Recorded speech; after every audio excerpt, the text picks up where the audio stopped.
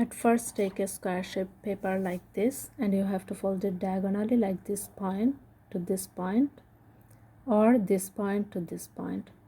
So I mean you have to fold the paper either this way or in this way. See? So I'll do mine in this way and make the square shaped paper into a triangle one like this. Now this point you have to place it, that point, and this point to this point like this, and here. Now for the next fold, take this part, see it, this part, and you have to fold this part along this like this way, and this part to this way. So do it, and here do it.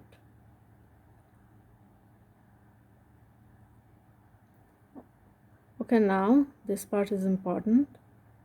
Take this part and separate the two parts like this. Place your finger here.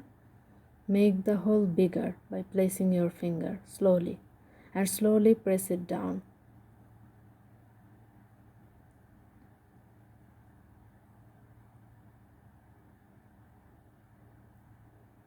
And then get a new shape here. Do the same thing to this side like this. Now you have to make this part a triangle one by folding this part like this or in this way. But it's better to do the folding this way. It will give your petal a texture and it will look good. So do it to the two sides like this.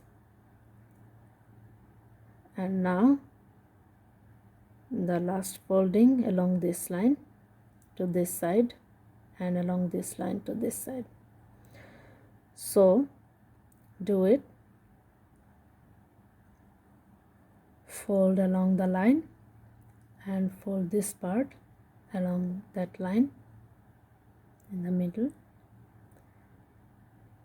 Give the paper gentle press and make it look good. And then you have to join the two sides together like this, and you'll get your first petal of your flower. It's so cute. I like it so much. Okay, here you have to apply the glue.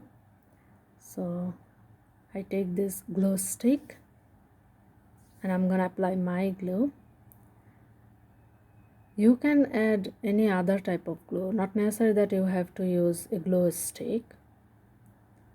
So one side and another side, I'm applying the glue, and now stick the two parts together. Give the glued part gentle press